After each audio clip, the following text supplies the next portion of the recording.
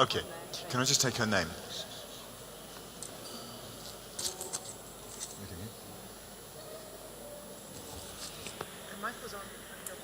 Hello everyone, good afternoon.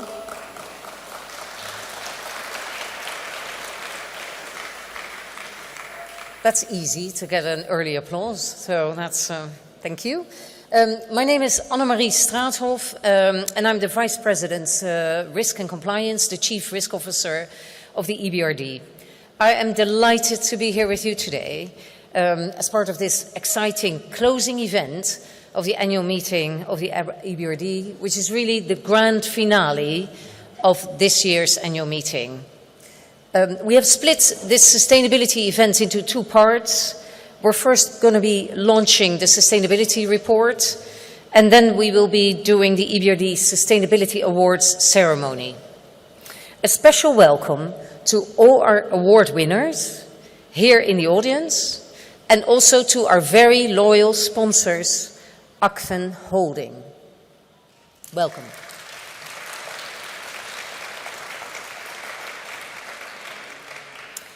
From the outset, sustainability has been fundamental to what the bank does, and over the course of the past 3 decades, we have accelerated, deepened, and broadened our efforts to make a meaningful environmental and social impact. I'm now delighted to introduce the Environmental and Sustainability's Managing Director, Mr. Henrik Linders.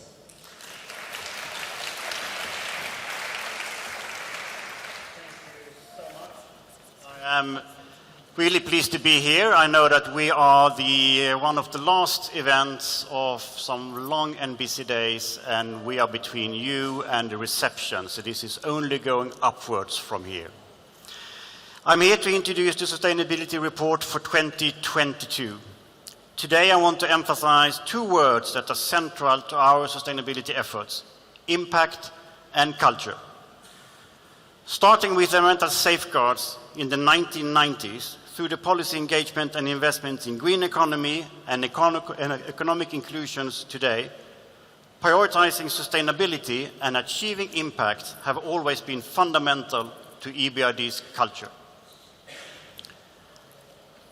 For me, culture is first and foremost the way we conduct our business to ensure that people benefit from the impacts we seek, whether it is in the short-term provisions of better amenities or the long-term mitigation and protection from the effects of climate change. These are all good reasons why the Sustainability Report and the Global Reporting Initiative disclosure are so important. They demonstrate a culture of accountability and transparency. So today we are delighted to present our Sustainability Report for 2022.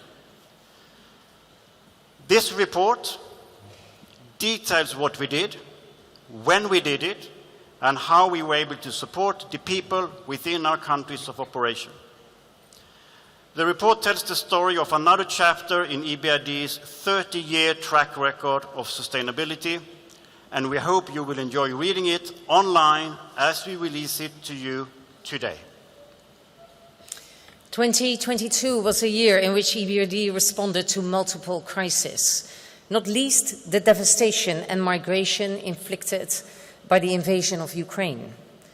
This has brought uncertainty, not just to the country itself, but also to many other economies in which EBRD operates. At EBRD, we have played our part to support the country and the people of Ukraine, including agreeing a €3 billion package to help Ukraine businesses and economy continue to operate. And we mobilized more than €1.4 billion of funds committed by a wide range of donors. Thank you. As a consequence, we had to learn how to conduct environmental and social reprisals in the context of acts of war, including the increased focus on supply chains despite all the challenges. But what did EBRD commit to in 2022, and how have we met those commitments? I would like to highlight 2 key targets. First, we committed that from the end of 2022, all our activities would be aligned with the Paris Agreement to ensure that all projects contribute to low greenhouse gas emissions and climate resilient development, guided by the 1.5-degree goal. Therefore, we prioritized investments that contribute to our climate goals. Key areas include increasing renewable energy capacity, decarbonizing transport, and supporting the growth of greener cities. As an example, we have helped numerous cities to develop the Green City Action Plans and financing the different projects to achieve emission reductions equivalent to taking nearly 700,000 cars off the road annually. Second, we updated our approach to green finance, committing to make at least 50% of our annual financing green by 2025. We reached that target in 2022 with a record of 6.36 billion euro invested in 305 green projects. Besides investments, we also provide policy support to scale up climate finance. In 2022, the bank engaged in economy-wide policy support activities. We assisted 6 countries defining their NDCs, their nationally determined contributions, and we engaged with more than 15 countries in sectors such as power, cement, buildings, steel and fertilizer. And in Uzbekistan, for example, EBRD supported the government in developing a low-carbon pathway for the electricity sector to increase its 2030 renewable energy commitment to 12 gigawatts of installed capacity. Thank you. In 2022, the EBRD developed a climate adaptation action plan to catalyze transformation, investment and policy activity over the 3 next years. As an example of an adaptation project, the EBRD is helping to improve the climate resilience of several ports along Morocco's Atlantic coastline by providing a 40 million euro loan. The project will enhance resilience against rising sea levels and extreme flooding caused by storm surges.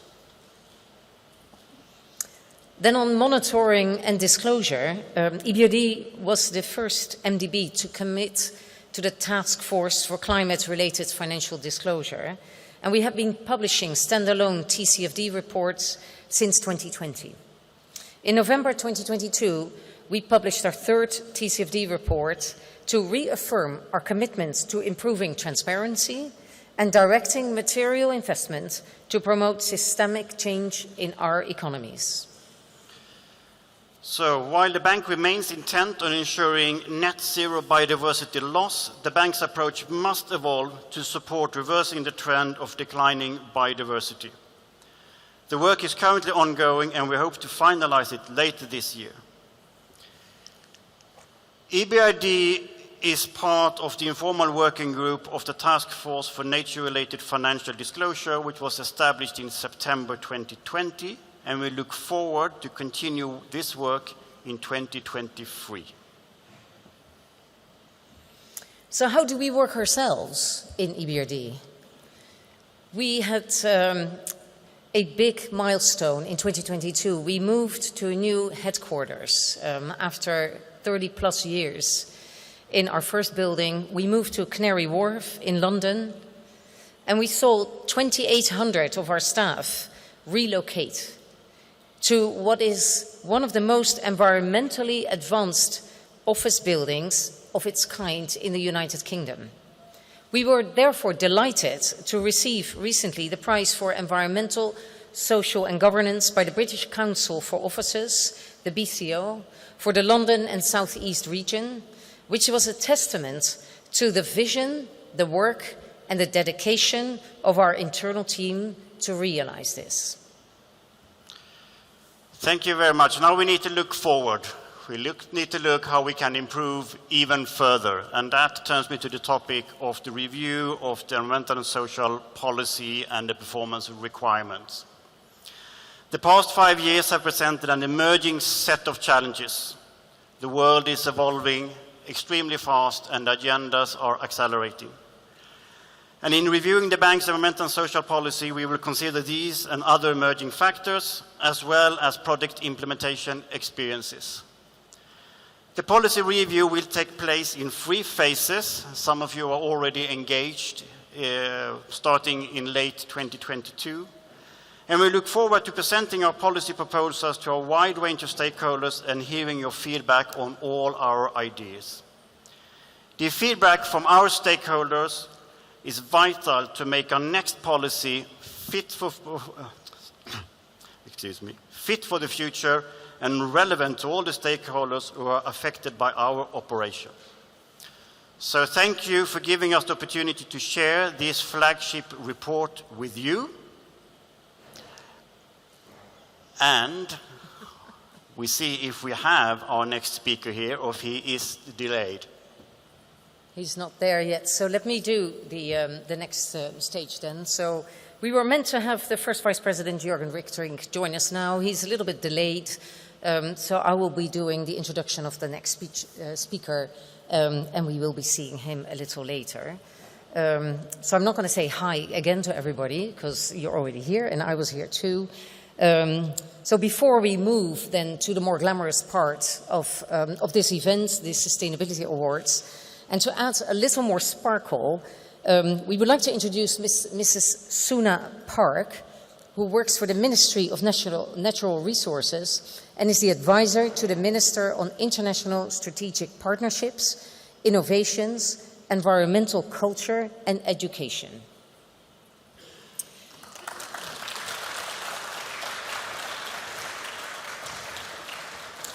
Suna has had a broad and varied career, and even more interestingly and important is her work outside of the ministries. For example, establishing a consultancy on sustainable packaging solutions and founding a social project called Hashar Week, focusing on community-level awareness raising on sustainability and waste sorting and reuse. Suna has much to share with us, so without further ado, I'm going to welcome Suna here to the pedestal, and please go ahead.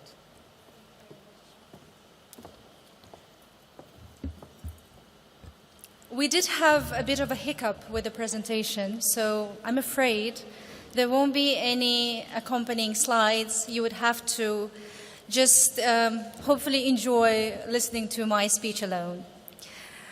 Assalamu alaikum, and thank you EBRD for inviting me to such an important event and to speak in front of a truly distinguished audience. I'm truly humbled by this opportunity. If I could ask the audience for their opinion on what are the most effective solutions to the pressing environmental crisis today, many of you would probably have those images of clean tech, ESG, carbon credits, plant-derived protein, and so on. And very few of you would probably imagine this as a promising sustainability solution. Now this, as you may have guessed, is a mini version of a broom that has come to symbolize my transformed thinking about sustainability. Exactly 6 years ago, after 11 years of living in London, I made an impulsive and yet the best decision to relocate to my motherland, Uzbekistan, where I was born but left at a very early age. But while in the UK, my sustainability experience revolved around high-tech and entrepreneurship and policy, activism, startups, zero waste, carbon-free, responsible and organic. Having this in mind, I worked for a policy consultancy company advising governments on their sustainability strategies, and simultaneously launched and ran for 9 years a startup specializing in design and production of sustainable packaging solutions. Yet when I relocated to Uzbekistan, very quickly I understood that what sustainability means in London is very different to what sustainability means in Uzbekistan or any other country. So my big question today is, does sustainability speak languages? At a conference on green finance, I had the pleasure of meeting Mr. Chering Topgai, a former Prime Minister of Bhutan. And he shared that the success of their environmental policy came not from the government, but it was people-driven. And this was primarily due to the fact that people had a strong belief that nature is sacred. And the damage to biodiversity did not happen necessarily because of laws and regulations in place, but simply because people perceived environment as holy. And then, when I thought about this, I found a lot of connections to Uzbekistan and Central Asian region as a whole. This is where I would really love to have the slides on, but I will try to explain it verbally. Did you know that the Persian-inspired architectural element of Ayvan, which is predominant in all Uzbek traditional architecture, is in fact a natural air cooling system? Ayvans are terraces which act as wind catchers, and they help to circulate cool air in hot weathers. Or hashtag. Hashtag is an opening in the ceiling which helps to harness natural light in the enclosed buildings. Or did you know that the only sources of water in the ancient cities were havuzes, or water reservoirs, and they had mulberry trees planted around them because mulberry trees helped to reduce salinity. Or kurok, it's actually a sewing technique that uses the leftovers of fabric to create beautiful tapestries and various kinds of decorations. Or israf, it's an Islamic commandment not to resort to excess or extravagance, whether in food, use of water or other resources, or even your words. And my favorite one, hashar. Hashar is an ancient practice of collective self-help. Now, to me, these terms of sustainability vocabulary of Uzbekistan, the discovery of which prompted me to formulate an argument that sustainability does indeed speak languages. I would go insofar as to argue that it is precisely lack of recognition and use of these languages that challenge our modern approaches to sustainable development. Sustainability is about humans, and humans are about communication. When I connect the dots, I realize that my first exposure to the Uzbek language of sustainability happened in my childhood. My memory of Tashkent in the early 90s is that of mass sweeping. Now, this was a tool which became a staple in every household. I remember how my grandma gave me a masterclass on using this one, and this literally became my first capacity building program. She used to mobilize entire streets of neighbors to engage in this collective cleanups, the practice of which she referred to as hashar. At that time, of course, I could not imagine that this memory of collective sweeping will define my approach to making and doing sustainability projects in Uzbekistan. Hashar Week became my first sustainability social project aimed at reviving of what I believe is historical predisposition to sustainable living in Uzbekistan. It was born out of that childhood memory. It started as an initiative to reconfigure relationships between humans and waste and remind them that this was once a collective tool for collective empowerment, and that responsibility is upon each individual. We did not speak the language of zero waste, net zero, carbon emissions. It was all about reconnection and reminding that families in Uzbekistan have an inherent connection and practices to saving water and resources, separating waste, helping their neighbor, and taking responsibility for their community. And from launching comprehensive educational programs to creating community spaces and working with businesses on greening their offices and operations. The message was one: sustainability is not new to our country or region. It is deeply embedded in the cultural code of our people. While Hashar Week was not my primary activity, it taught me to speak the right language of sustainability. Now, in all my different roles and capacities today, whether I'm assessing the national systems of water supply and sanitation, or devising a national strategy on waste management, or advising the minister, or holding bilateral talks at the State Department, I am guided by one element. It's this little broom in my head that keeps me in embracing nuance and avoiding all sorts of generalizations, stereotypes, and rigidities. This little broom in my head helps me to speak the right language. I am thrilled to see that this approach is not only scaling up, but finding support at the highest level.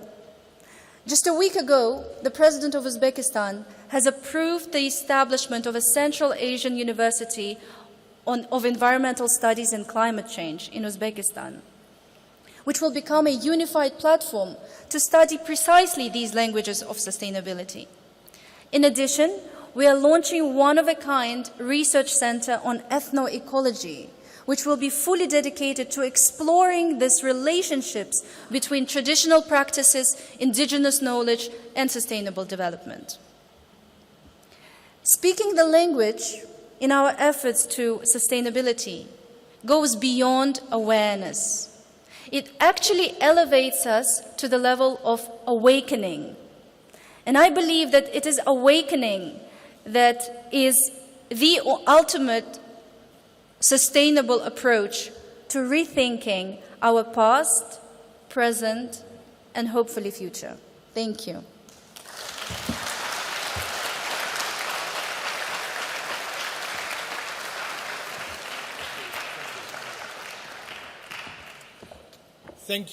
Thank you so much, Suna, for this wonderful and really inspiring story. And I did actually hear almost all of it, so I can truly use the word inspiring. And I think I will remember the little broom for a very, very long time.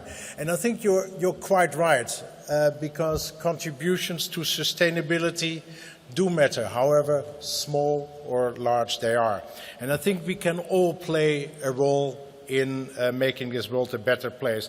And I hope that next time, when I'm in Uzbekistan, I have the opportunity to meet you, to hear a little bit more from you, your work, hear about your passion. Hashar, I still don't know what it means. And thank you so much. And then lastly, Bhutan. Why do we all know Bhutan? Because it is about the happiness index. So again, big round of applause. Then moving on, ladies and gentlemen, and I'm happy to be here not on time. I'm really, really sorry. I'm running the whole day behind everything. And it's particularly embarrassing because I'm German. And my colleagues, they do know that when they are too late, I give them you know what. So apologies again, but really happy to be here for what probably is the most fun part of the whole day anyhow, the Sustainability Award. And that is the final component of this sustainability event. I'm really, really happy to see so many of you, or I should say thank you very much for staying. So for me, the head of EBRD's Client Services Group, I take particular delight in opening this award ceremony where we truly celebrate and recognize the outstanding achievements of you, of our winning clients. And I have watched as each year the Sustainability Awards have grown in their scope and importance, and I know that award winners highly value the distinction and kudos that these awards bring. As you all know, sustainability is a big part of what EBRD does. It's a big part of our DNA. And helping you, helping our clients is a vital part of our and also my everyday work. And it is the bank's projects and clients where I personally feel most connected and where I see some of the most significant and positive changes occurring. And I personally see and review each or almost every project financed by the bank as chair of our operations committee. And I really was delighted to see the final announcement of the gold, silver and bronze awards being presented to such truly deserving clients. It's absolutely wonderful to see that the winners are spread over so many countries, by the way, including Kyrgyz Republic, Georgia, Bosnia-Herzegovina, Jordan, and of course, our host country here, Uzbekistan. This year, ladies and gentlemen, we have received a record number of 72 nominations from our banking teams across all sectors and also important, all sizes. A short list of projects were passed on to our 3 independent judges to finalize the winners. And as last year, our wonderful judges are Gulbin Uzener-Bekit, CFO of Akfen Holding, our wonderful sponsor this year again. Barry Cowell, head of the environmental discipline at WSP, and Yelena Amirkanova, partner at ERM. And our judges were asked to consider a wide range of criteria, including how these projects compare with best practice, how they are innovative, what demonstration effect do they have, and whether how they improve capacity building. And all our winners have in some way excelled in meeting some, and actually all of these criteria through the delivery of their excellent project. And so today I'm delighted to welcome the 6 Gold Award winners from 6 categories: sustainable energy, climate resilience, environmental and social best practice, environmental social innovation, gender and economic inclusion, and last but not least, financial intermediaries. Yes, you are a role model for all of us, and we are inspired by your example. Everything you do helps to raise sustainability bar and adds also to our knowledge of what is possible within our region and with the right focus and encouragement.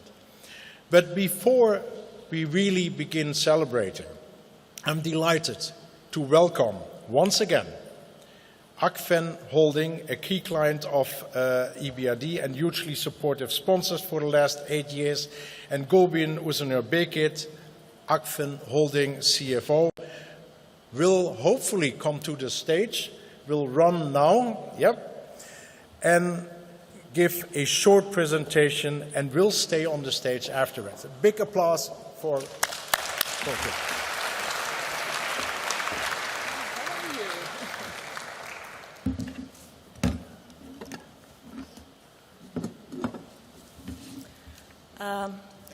Hello, EBRD friends. Hello, distinguished guests. And hello, Mimi. It is always a pleasure to be here with you all. For those who don't know me, I am Gulbin Bekit, the CFO of Akfen Holding. And as Akfen, we have been the sponsor of this prestigious award for a decade and very proud of it.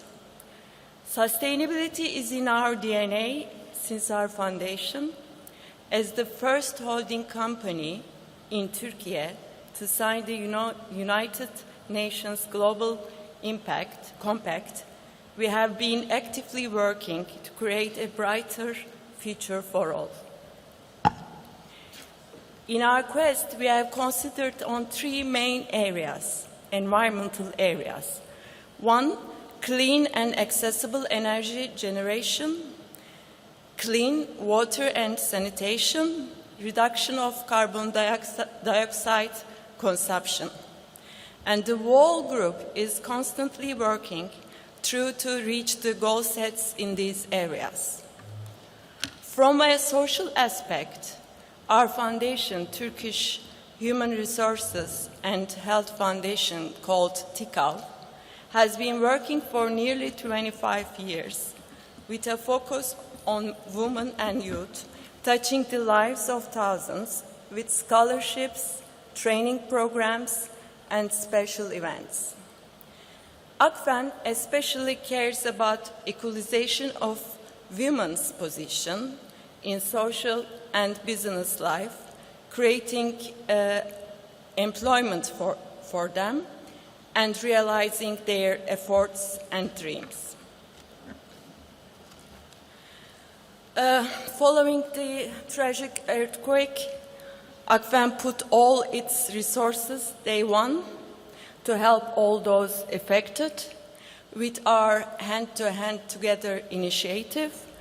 Apart from providing the essentials, we have created scholarship programs to support the students in order to sustain the growth of the region. We are also grateful to EBRD since their support to Turkey was tremendous.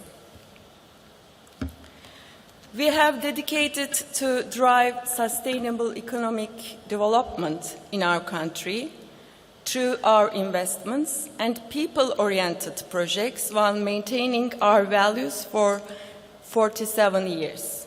We thank the EBRD for their tireless efforts in this area and all companies nominated for Sustainability Awards.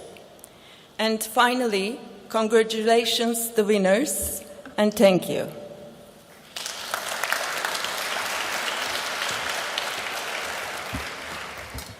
Well, thank you so much, Gobin, for this, and also, again, for being the main sponsor for the last 8 years. So thank you very much for that. And with this, I'm already done, because I will hand over to Harry Boyd Carpenter. He's our Managing Director for Climate Strategy and Delivery, and he is as inspiring speaker as Suna. Harry, over to you. Thank you very much, Jürgen. And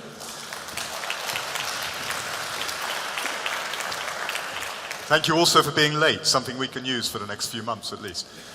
Now the evening gets really exciting because we have the Oscars coming to Samarkand. Who needs a golden statue when you can pick up one of these? But before we start announcing our gold winners, we also want to recognize our bronze and silver winners. At the time that the gold winner is coming up, we will show on the screen the bronze and silver winners, and I'd like to ask you all to applaud them as well. And when we talk about winners, we mean you. And we mean all of you in this room and all of you watching online, because we know that these projects don't happen and their impact doesn't happen without a huge amount, years of hard, frustrating, difficult work. So thank you. These awards are for you.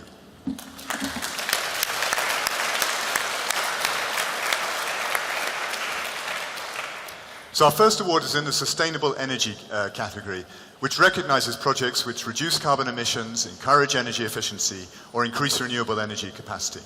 And I'm delighted to announce that the winner is Aqua Power for its Bash and Jankeldi. I've been practicing that for a long time and still getting it wrong.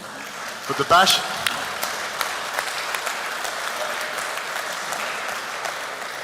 and Jankeldi wind farms in beautiful Uzbekistan are 1,000 megawatts of wind capacity, the scale we really need to see. So I'm delighted to welcome Rohit Gokhale, Executive Vice President, and congratulations.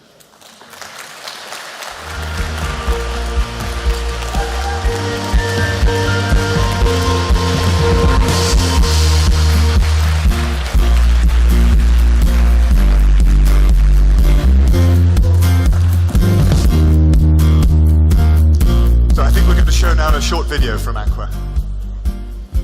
Absolutely. Oh, yeah, sorry, Rohit, you'll say a few words and then we'll have your video, correct?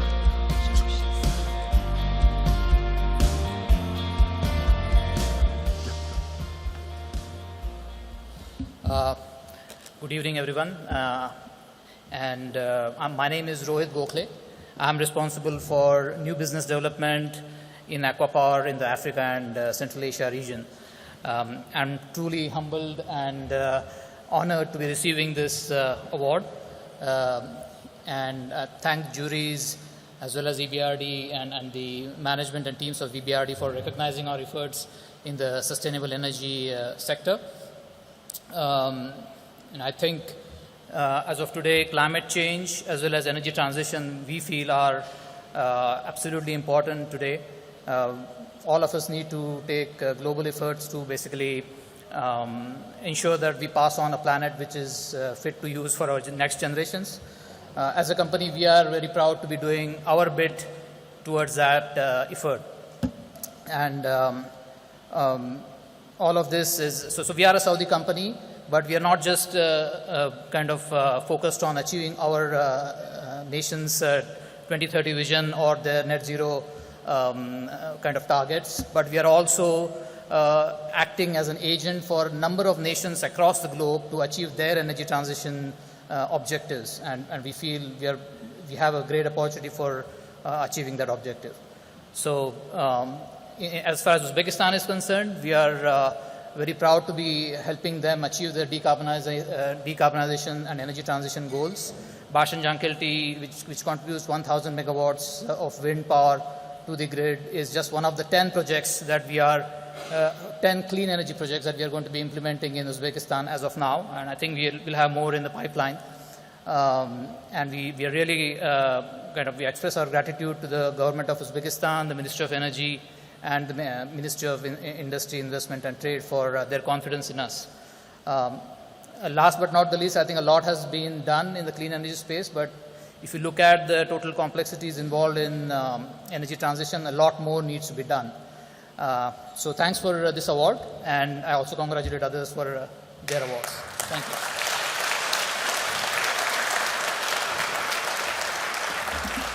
In response to the world's ever-growing demand for sustainable power and water, a historic shift towards renewable energy sources is underway. Aquapower is at the forefront of this energy transition.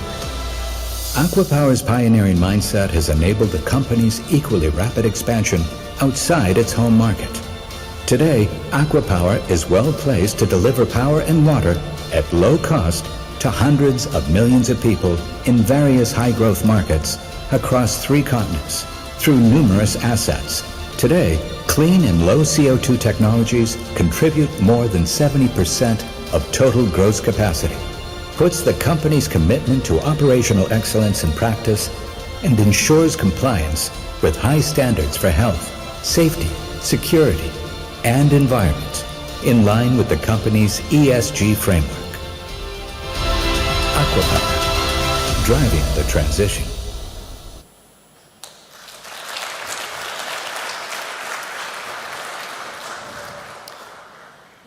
So we move now to the climate resilience category, where we recognize projects that respond to, avoid, or minimize the damage that climate change is causing us.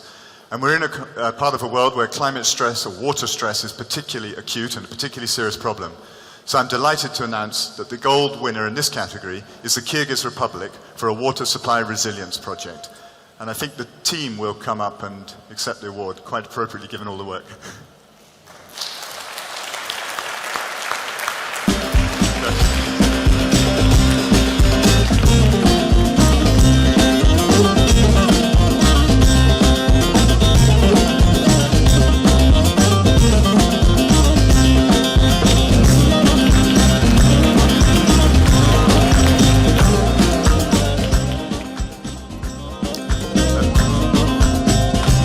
Now I'm going to hand back to my colleague Henrik for the next set of awards.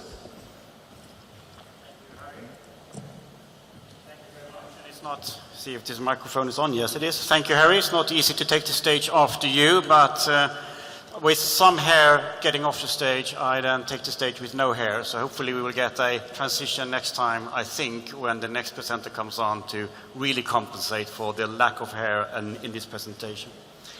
I begin by introducing one of the hardest awards to achieve and to be able to be elected, whether it's bronze, silver or gold, is the Environmental and Social Best Practice Awards. The category is for the projects that implement best environmental and social practices across and against the bank's performance requirements, something we have worked with for over 30 years. And the gold winner this year is GSC Georgia Healthcare Group and GSC EVEX Hospitals. And I'm so pleased to welcome Mariam Kilishvili.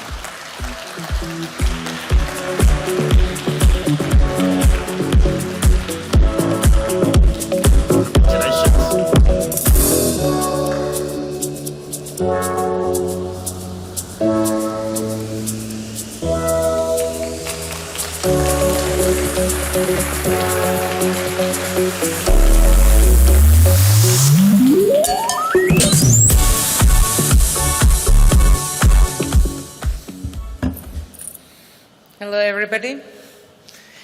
I'm honored to represent EVEX Hospitals here at this ceremony. And to tell you where I'm from Georgia, which is the small country in Eastern Europe with 3.7 million population, and the largest hospital medical network that I represent serves 1/3 of the country. And why we got this award now? Emerging resistance to antimicrobials is a global problem, but the burden is disproportionately high in low and middle-income countries. And the COVID-19 pandemic fueled the ongoing antimicrobial resistance global crisis due to the increase in use of antibiotics to treat the COVID patients, disruption to infection prevention and control practices at the overwhelmed healthcare facilities, and the diversion of human and financial resources away from the monitoring and responding to AMR threats. EBRD support and this project was a game changer to our company in handling resistant organisms at the healthcare facilities during the challenging pandemic days. With external audit and recommendations, we put path to the antibiotic stewardship programs, and these days we already have a strengthened laboratory capacity, and we do have the sustainable AMR surveillance program, and we do have a very firm team to battle the resistance organs in our network. So once again, thank you for the award, and I truly believe that with your support, with EBRD support, with our sponsors, we will succeed and we will make tangible changes in healthcare system in my country and worldwide. Thank you again.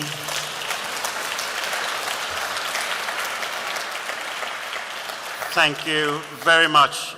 Our next category is environmental and social innovation, created for projects that bring new technologies and practices into the bank's countries of operation.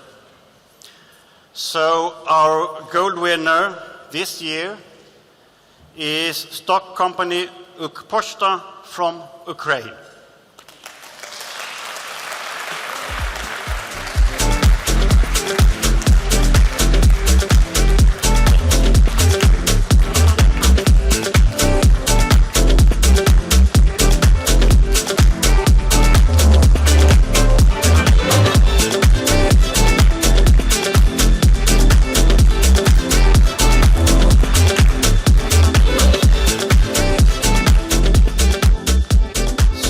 Unfortunately, the CEO, Mr. Igor Shmelyansky, cannot join us today, but Sue Göransson from our SIG group in EBRD accepted the awards.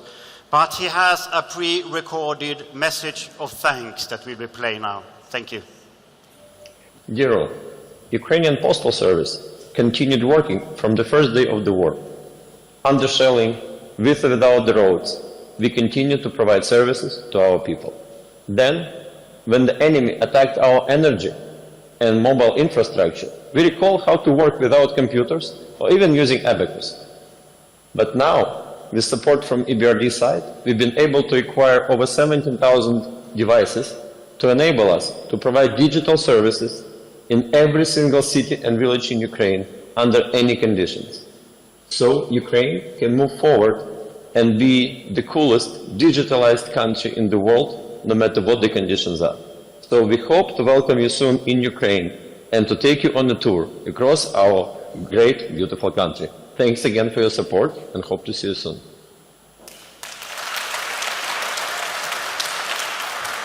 Thank you. And with that, I welcome Barbara Hambusek on the stage for the Gender and Economic Inclusion category. Thank you. Thank you very much, and I'm absolutely delighted to present the next category, which focuses on gender and equality of opportunity, economic inclusion, for projects that make a substantial impact on creating access to jobs and skills, entrepreneurship opportunities or services across our countries of operation. And this year, I'm really delighted to announce the winner in this category, which is Mi Bospo Tuzla in Bosnia. Huge congratulations. We have the director, Shafet Husic, who's actually online and should be joining us for a short speech, and the prize will be picked up by Francis Malish from the FI team. But hopefully we have Shafet Husic on screen.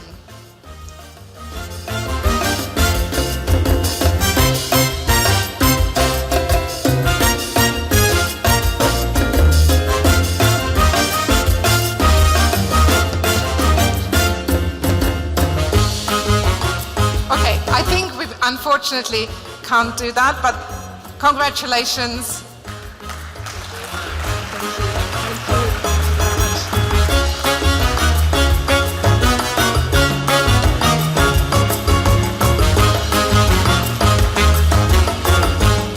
But we do have a short video to tell us a bit more about what Mi Bospo is doing. So let's hopefully bring that up.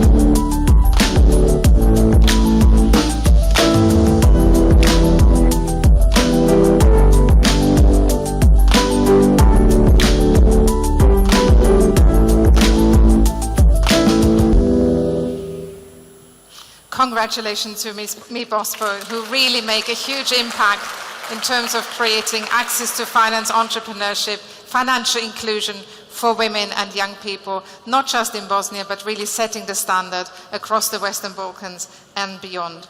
And with that, let me hand over to our final award in the FI sector, to Maya Henekes, who's our Director for Green Financial Systems. Over to you, Maya.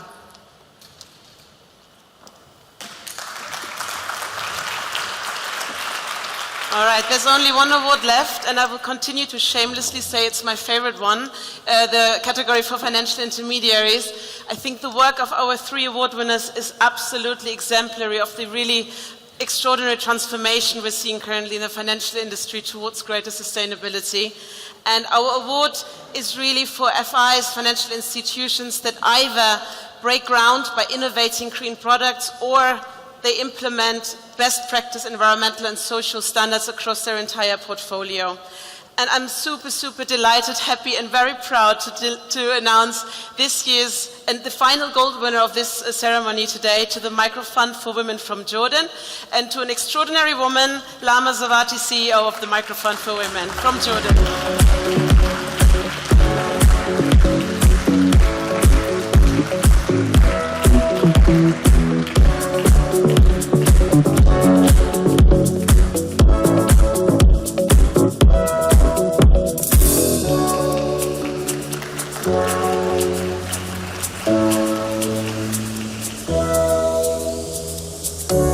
Wonderful. Lama, would you like to say a few words? The floor is yours. Ladies and gentlemen, thank you for EBRD. I'm glad to extend my heartfelt thanks for this great and incredible opportunity and our long-term partnership with EBRD, invaluable long-term partnership, which we greatly treasure. As you know, Microfund for Women, it's a Jordanian microfinance institution. Since 1996, we are dedicated all the time to empowering women, to support them in their businesses and projects in order to help them to upgrade their families and living standards. Without the hard work and the collaborative efforts between MFW and EBRD team, especially EBRD team in Jordan, we cannot launch and go live with this green energy product. Thank you for EBRD team. And according to that, we put green energy solutions in hands with our clients, so now they can benefit from all these solutions, and we can help them to upgrade their living and upgrade their businesses and benefit from all green energy solutions. Thank you again for EBRD. Thank you for everything. Thank you very much, Lama. And I think we have a short video. قهوة وبدي أستفيد وأفيد. بلش في المشروع في البداية وصل كهرباء، بلش يشتغل في المحل صار يصرف كهرباء كميات كبيرة، يعني توصل 200 وشوية. قال طب كيف بدي أعمل أنا، شو بدي أسوي؟ ما في إلا إني أروح أعمل طاقة شمسية للمحل. قال ما في إلا إني أروح على شركة صندوق المرأة أخذ منه وأمول أنا مشروعي على أساس إني أوفر على حالي كهرباء. ركب الطاقة الشمسية وفاتورة الكهرباء هسه ما فيش فيها ذاك التكليف، يعني من 7 دنانير 8 دنانير اللي هو بسموها استخدام الطاقة عندهم هم، وهو بوفر كمان وبضب، خلينا نحكي بخزن كمية من الطاقة الشمسية عند الكهرباء، وبعطي صاحب البيت بدل استخدام السطح. Thank you very much. And with that, I continue to hand back to our very own Anne-Marie.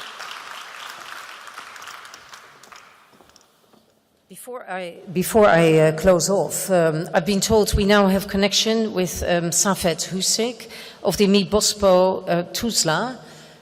So let's get him on the... Oh, there he is. Go ahead. Hello. Hello, Mr. everyone. Husik, hi. Yes, you have the floor and you can go ahead. Congratulations. Thank you. It's a great honor and pleasure to receive this prize on behalf of myself and MIBOSPO. We are very proud that in such a strong competition, MIBOSPO won the Gold Award in the Gender and Economic Inclusion category. We would like to thank for EBRD for this excellent award, and we have an obligation to continue in the same way in the future. MIBOSPO is the oldest microcredit organization in Bosnia and Herzegovina. From the beginning, women are in the center of our mission. We believe that empowered women are the main pillar of the family and society. MIBOSPO and EBRD have good long-term cooperation. At the moment, we have 3 credit lines for support entrepreneurship, energy efficiency, and youth in business. Through all credit clients, women are in the first plan. Greetings from me, Bospo, and me, Bosnia and Herzegovina. Thank you.